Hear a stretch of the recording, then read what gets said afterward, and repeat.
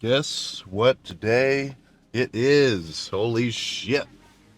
Well, you already know what fucking day it is. You read the title. But it is chest day. Uh, Day number something. I forget. But fucking excited. Chest and shoulders gonna be sweet. It's actually, not midnight tonight. I'm lifting it. It's like 7:30 right now. That's good for me. So hopefully it won't be too busy in there. Morning weight, again 250. Looks like 250 is about my max at the moment. Because I'll bounce around a few pounds. Like I've kind of been bouncing around 250, 248 the last few days. So the more days I can be at 250, guess what? In another week or another couple of days, then 251, then 252. I mean, it'll just like your weight's gonna bounce around when you're bulking up, and even when you're dieting. But what you're looking for is that trend line, which, as long as you're on track with your macros and your sleep, and you don't do anything too crazy in terms of your diet, you should make some good progress. So in terms of chest, gonna keep it pretty much the same as usual. Just dumbbell bench first. I might throw in some Smith machine bench. I kind of get the itch for that. Some machine incline press. Pec deck.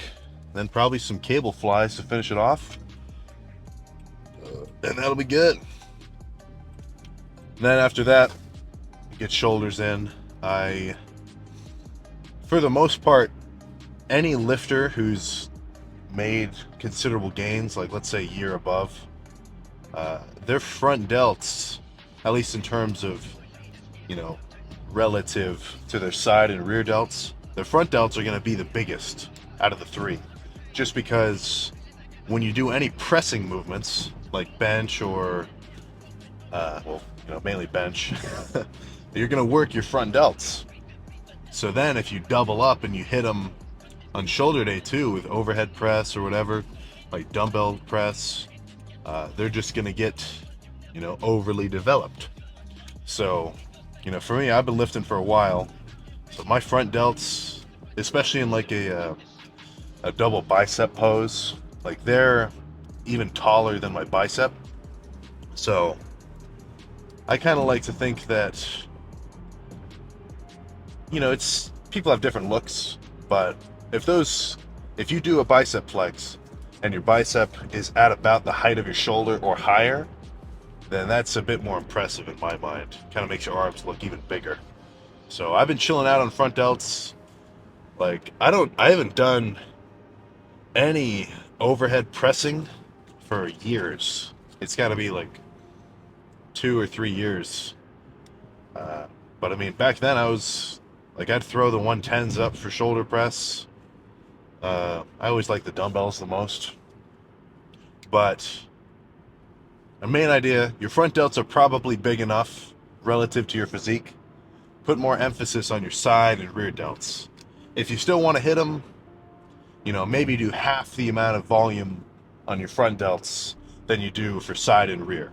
Because the bigger that your side and rear delts can be, the more round and cool your shoulder is going to look, especially from the side and the back. So I'm going to drink this pre and then we can get in there. All right. Standard procedure. Just warm up the triceps a little bit pre the first working set. Usually my elbows are a little bit tender. Today they feel really fucking good. I must have gotten some good rest. So I'll fuck around here for another few minutes and then get started with the first set of dumbbells.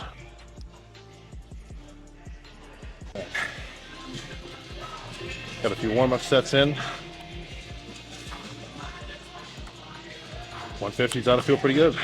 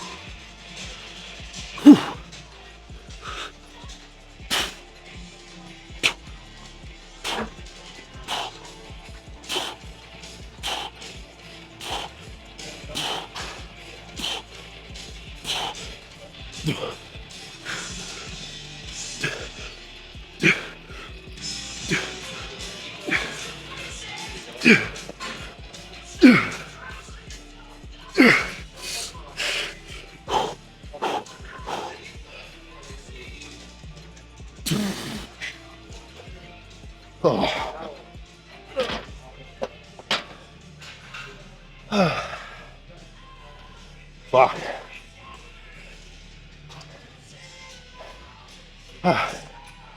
20 reps, still yet to happen. Fuck. Whew.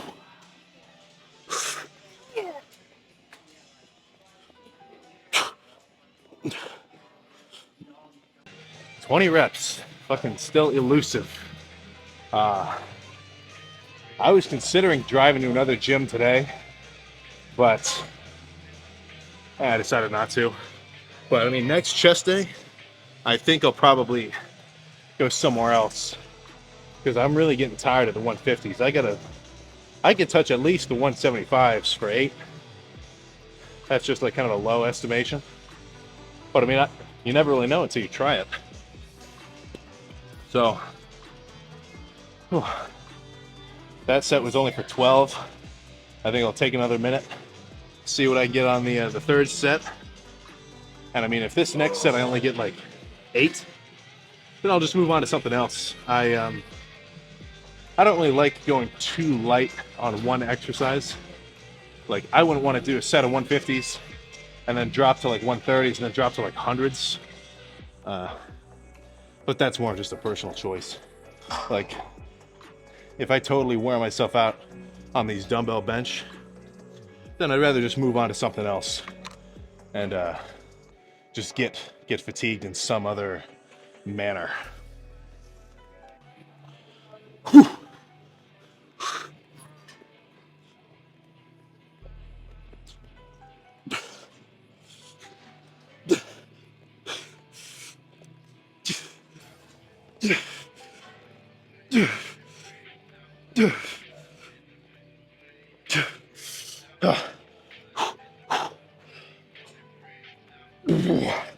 Fuck.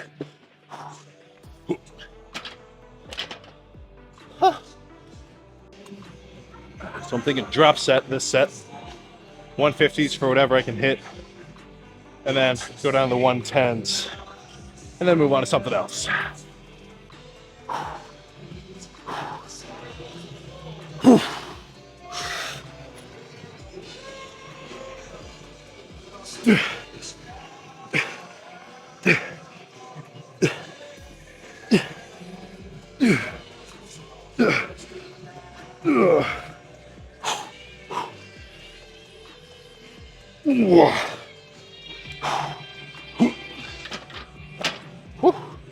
Fuck.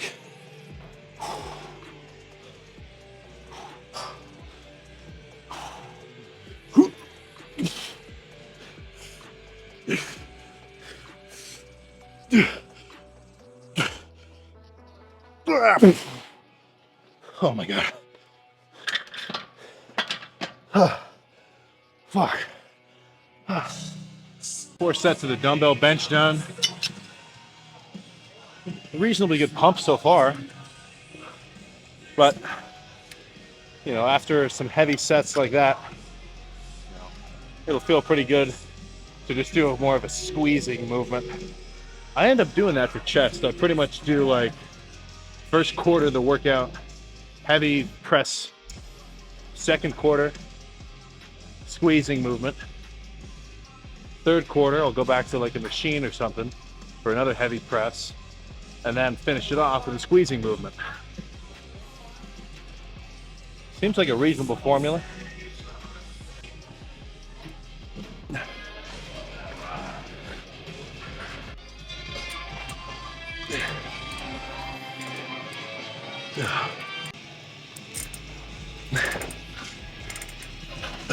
So, it's Friday night, about 9 p.m. So, assuming you're watching this, you're a lifter. So, 9 p.m. Eastern Standard Time. Are you pre-gaming right now? Are you getting ready to go out and get fucked up tonight? Now, There's nothing wrong with that inherently, but if you actually want to get big and make progress, what the fuck are you doing? I'm calling you out, man. Just fucking be a designated driver or something, dude. You gotta make sacrifices.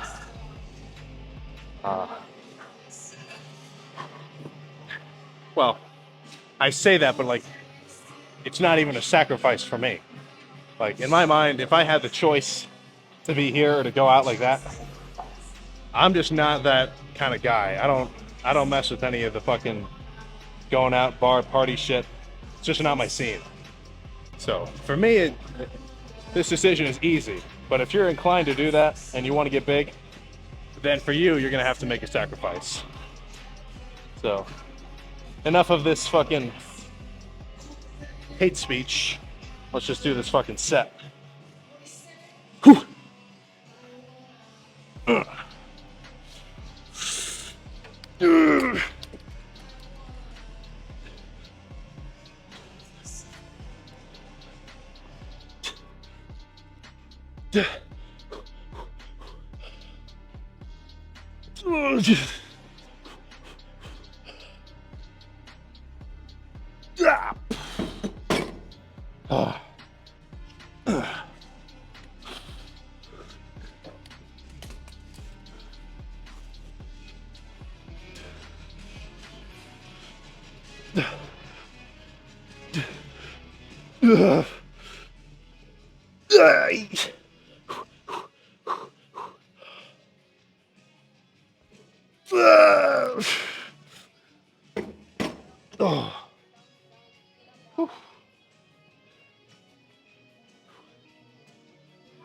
What'd you guys think? Was that a good set?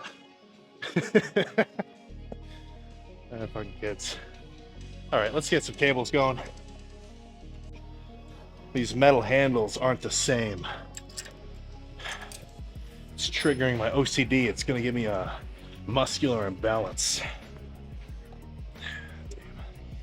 Not really, but you know, if you come to the gym, you know that you want if you're doing a double arm movement, you want the fucking handles to match. More of a mental thing than anything. Just mildly triggering. So I think I'll just finish off with what is that? 65. I think I'll do the bent forward cable press. And then drop the weight, superset it with just flies. And that'll be it. I can already tell this fucking chest pump is, oh, well, you'll see. You know, any words that I can use to describe it will pale in comparison to just seeing it for your own, with your own eyes. So I said this in the last video, but I think it warrants mentioning. Like, this is a lot of weight. If I were to try to wrench this together, both arms at once, I'd probably fucking pull my forearm or something. So if you try to emulate this movement, just grab one cable, right? Sort of hold it in position like this, and then walk over to the other side, right? So that you can just grab the cables at the starting position instead of trying to hurt yourself loading it up.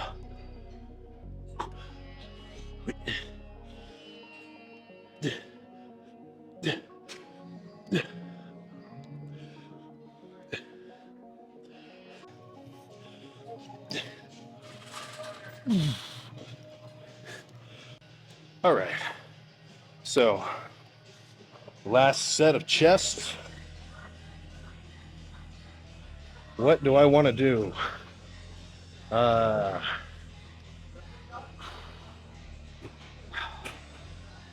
want to change it up a little and not do the same thing as the last set, but the last set felt pretty good.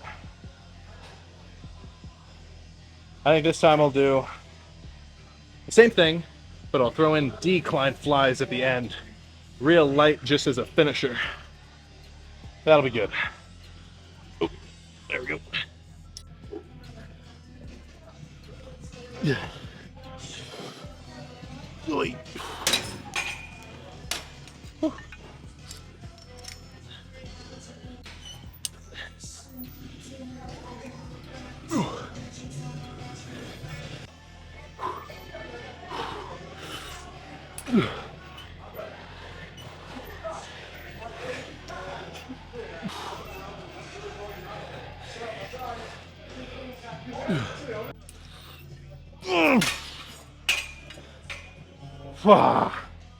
Holy crap. So, can you even fucking... Yeah, you can see me.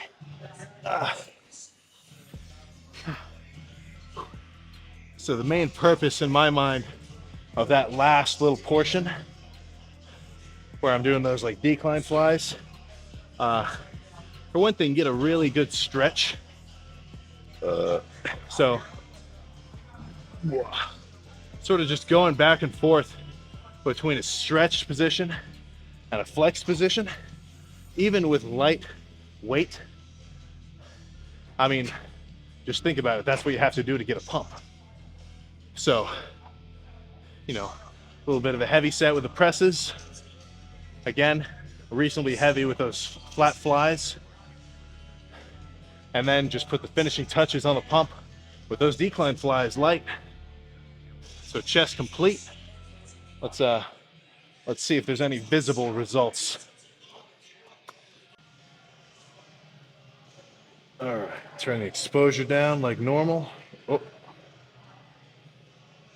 There we go. Oh. So, I mean, nothing too gnarly for chest. It was just dumbbell bench. Crap. Yeah, dumbbell bench, pec deck, machine press, and then cable flies. So, about 4 exercises. That's about maybe the most I'll go per body group, per body part. On average, at least. I mean, sometimes I'll do a bunch of shit. But you don't really need that many different exercises. It's not about the volume of different lifts, right? It's about the volume of intense sets, which you've done. Now, if you're actually going hard and your sets are heavy, you shouldn't need to do more than like around 10. At about sets 8 through 12, that's when you're gonna have your maximum pump, which is basically, you know, your sign that you're pretty much done. Like, if you go heavy on at least a lot of your sets relative to your current level of strength, like obviously your first set will be heavier than your last set, but as long as all your sets are hard and you got a pump, that was an effective lift. You know, progressive overload, this and that, also important. But you get the basics of what I'm saying.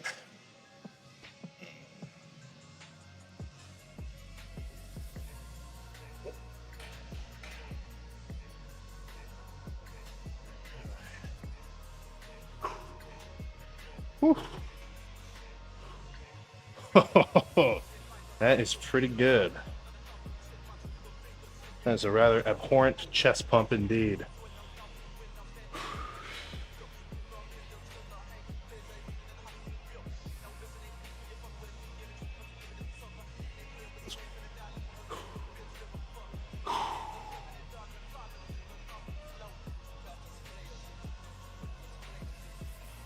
Whew.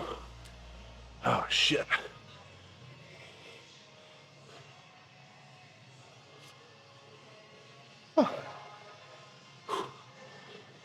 Oh.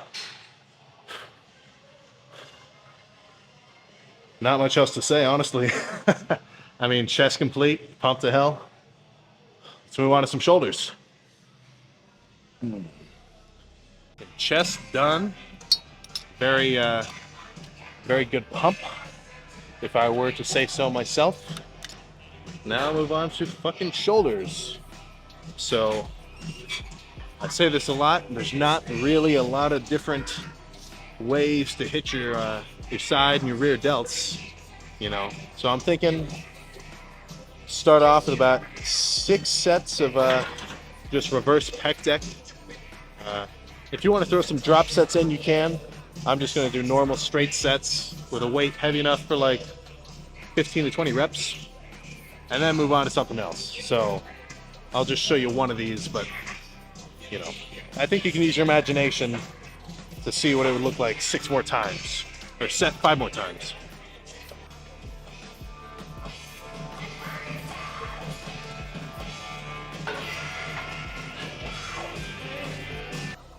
Six sets of those reverse pec deck done. Nothing wrong with them. I like that. I like that movement. But to change it up a little in terms of rear delts, I like doing face pulls as well. But you know, if you do face pulls standing up, then you gotta fucking balance your whole body. You're not just focusing on your rear delts. You have to focus on like standing still, being like a counterweight for the cable. I think it's stupid, right? If you can simplify the movement more, at least in terms of how much your brain has to work, then I think the more effective it's gonna be.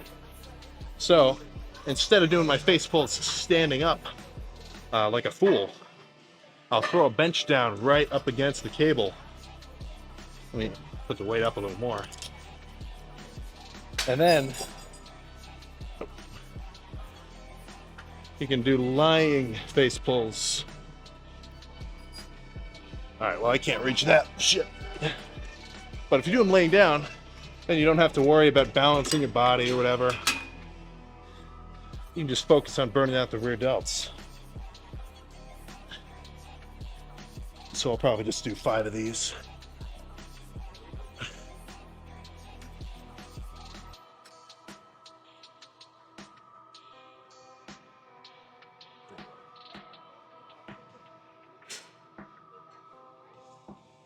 So side delts was just going to be 11 sets of standard dumbbell lateral raises. And then we go check the pump.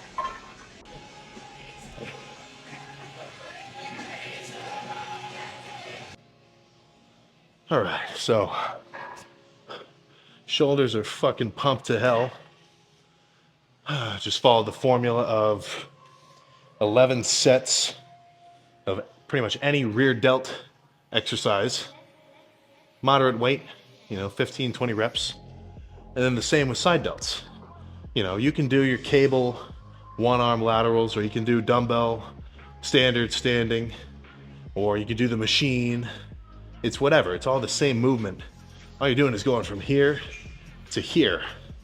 Right? Now, the way that you do that and load it, it doesn't change too much the end result. So, my fucking shoulders feel like they're gonna blow up.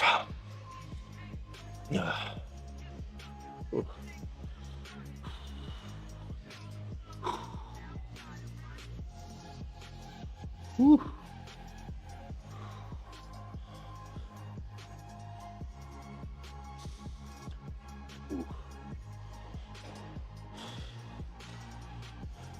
So yeah, if you've got developed rear delts, then when you stand, a lot of people, their front delts are overdeveloped. So they'll kind of be sitting here walking around like this. If your rear delts get big too, for one thing, it's gonna improve your posture, make you look better when you're standing, but it'll really round out your shoulder from the side. Like, this extra portion up here, that's what's gonna make you look a lot more impressive. Oh. Whew. No. That's a more impressive pose when you're totally shredded, because you can really see all the different striations up here in your shoulders. Whew. Let's do like a back double by, see if the shoulders are fucking going gnarly.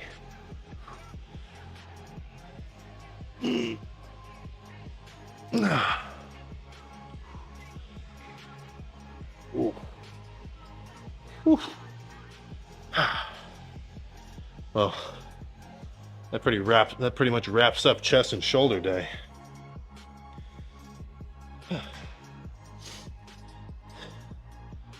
Gonna go finish calves and then fucking get some car talk going.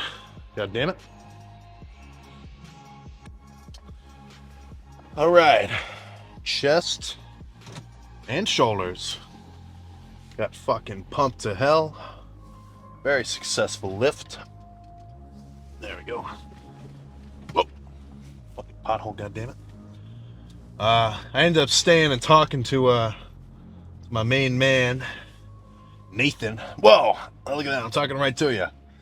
But, so I didn't drink the, I'm not going to drink the dextrose post-workout shake now. I already drank it. So, again, I'll keep preaching it. Let's say you're a new lifter. What do you want to do in terms of supplements that will actually work and are not just random BS? Right? Probably number one, well, whatever. I'll just say them in this order. They're all important for different reasons. But creatine, take your fucking 5 grams or more per day. You're going to be golden. Don't worry about a loading phase. That's, just don't worry about it. It's not important, right? Just 5 grams per day. I've been doing upwards of like 8. I might just be wasting it, but I'd rather do more than not enough, right? I'd rather do more than I need than less than I need. So creatine, it's going to fucking make you a little bit stronger. It's going to give you a little bit of, maybe a little bit of an extra rep or two, extra ATP floating around. Everybody's heard the science behind it. So creatine, legit. Take it. If you're not, you're a fool. Vitamins, right? You're going to want to take all of your fucking vitamins. Everybody, for the most part, is going to have at least a vitamin D deficiency. And, if you're a machine, right? Let's say you're a car, you don't just need gas, which is food, right? You also need your windshield wiper fluid. You need your oil. Blah, blah, blah, blah, right? So it's not just about what you're eating. It's also about your micronutrients. So I'd say an adult multivitamin is probably good enough. And then maybe if it's missing out on a little bit of stuff like biotin or I don't know which other ones. I just take a bunch of them. But if you just get like an adult multivitamin, you're gonna be good. Just take that every night. You can even get it in a fucking gummy, right? It's not that bad. So if you're afraid of like swallowing pills, some people just get your adult multivitamin gummy. You'll be good to go. Pre-workout. It's fucking gonna give you a better pump, right? The caffeine's gonna give you some more energy. You'll be able to go harder. I'd say the only ingredients that you need to look for in a pre-workout are going to be arginine, L-arginine, citrulline malate, and caffeine. Those 3 ingredients are the primary ones in any good pre-workout, right? The arginine and the citrulline are those are the pump ingredients. So they're going to help get more fluid floating around in your bloodstream, make you look a little bit more veiny while you're working out. Can improve your, in a bro science logic, it'll improve your blood flow, which will help get more oxygen around to all your muscles. And the more oxygenated your muscles are, the better they're going to perform and recover. But in a more direct result, you're just going to get a way better pump, which is going to correlate to the quality of your workout. And the caffeine, that's going to give you some fucking energy. Now, if you get crazy jittery, or if caffeine doesn't work with you, maybe look for a non-stim pre-workout, right? So, one that always comes to mind, I hate to say this without having like a little code or some shit, but pretty much the standard good dosed pre-workout is like Gorilla Mind. Anything from them is going to be well dosed. But for the most part, pre-workouts are all going to be the same, right? It's just the same ingredients, different flavors. Sometimes they add a bunch of other random shit. Like if you look at the ingredients list on your pre right now, if you've got one at home, it's probably got fucking 30 different ingredients. right? But the only ones that really matter, as far as I'm concerned, are going to be the citrulline, arginine, and the caffeine. So what I do is I buy those in bulk. So I go on Amazon, I look up fucking NutriCost, and oh Jesus. Yeah, fuck yeah. So I go on Amazon, I look up NutriCost, L-arginine, citrulline malate, caffeine. So I get like, 500 grams of the arginine at a time, and I get like 500 grams of the citrulline at a time, or whatever the largest amount you can get is.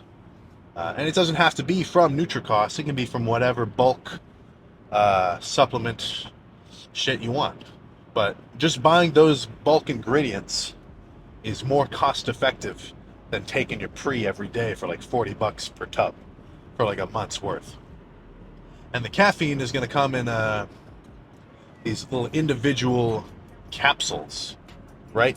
200, I get the ones that are 200 milligrams each, because that's what I do as my dose, right?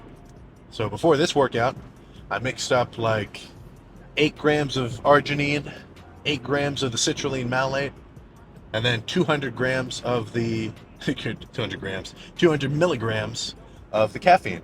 And then I throw in some Tang. Was it Tang this time? I don't remember. No, this time it was Kool-Aid.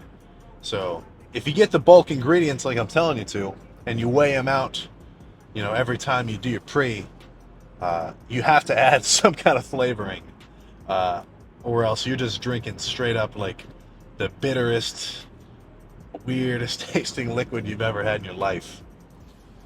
So if I'm bulking, then I mix up like 100 grams of carbs worth of Tang, and or like Kool-Aid or Gatorade powder would work fine. Just anything sugary, because I don't mind having extra calories floating around. In fact, I want more calories per day. So the more food you can eat, and the different levels of or the different types of food or calories you can consume throughout the day, the better. So 400 calories in the pre, down the hatch, perfect. And when I'm dieting, I'll mix the pre-workout like bulk components with Crystal Light. That's kind of my go-to 0-calorie water flavoring. It's just sweetened with aspartame. That's what's in pretty much the majority of any 0-calorie soda or like diet, whatever, Coke product. Now, aspartame, a lot of people give it a bad rap. Sometimes people say that diet soda tastes worse than regular, or like, they just make a bunch of weird, random-ass claims about aspartame. I don't buy into it. I've taken in a lot of aspartame per day. Like, when I've got that gallon jug around, like, I fill the whole thing up with, like these 0-calorie sweeteners. And I'm doing like that like day after day. I haven't noticed any problems. Don't consider it for yourself. Like, maybe look into it, but you'd have to take like, I think in animal studies you would have to drink the equivalent of like 300 gallons of diet soda per day before you started to experience any sort of problems. Don't quote me on that exactly, but whatever. Main idea is when I take pre, I buy the bulk ingredients, the main 3, caffeine, citrulline, arginine, mix them up myself, throw in something to sweeten it, whether or not that's sugary or sugar-free, depends on whether or not I'm dieting or bulking, and then it's fucking, it's got the right amount of shit that I want. And it's a bit more cost effective that way as well. So fuck, what else was I talking about? Chest and shoulders got smashed. Did calves at the end. Oh yeah, what supplements are good? Okay, yeah, pre-workout, good. Vitamins, good. Creatine, good. Protein powder, sometimes people hate on protein powder. They're like, oh, it's not real food. Which I can understand that to an extent. But you got to think, what is real food, right? If you break down, food into just its basic components, the carbs, fats, proteins, then I don't see the harm, or I don't see why it wouldn't benefit you the same if you just get each one, on its own, right? Like if you drink a protein shake, you're gonna get 50 grams of protein in, and if you eat 50 grams of protein worth of chicken or something, then you're also gonna get 50 grams of protein in. Now, you're not gonna want to take soy protein or vegan protein powder because plant proteins are not complete. You're not gonna benefit from them as well as you would like a whey or a casein or something like that, like a normal dairy protein powder. But calories in, calories out, as long as you hit your macros, you're good. I would recommend the more real food you can eat, the better, right?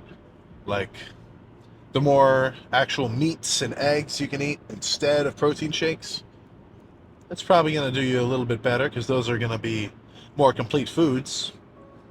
But at the end of the day, let's say you just don't have access, right? Let's say the only thing that you can eat for protein in a day is protein powder. Guess what? That is going to be pretty comparable to if you ate, meats and actual protein sources. As long as you hit your actual, as long as you hit the same macros at the end of the day, right? Because at the end, I'm saying at the end of the day alone.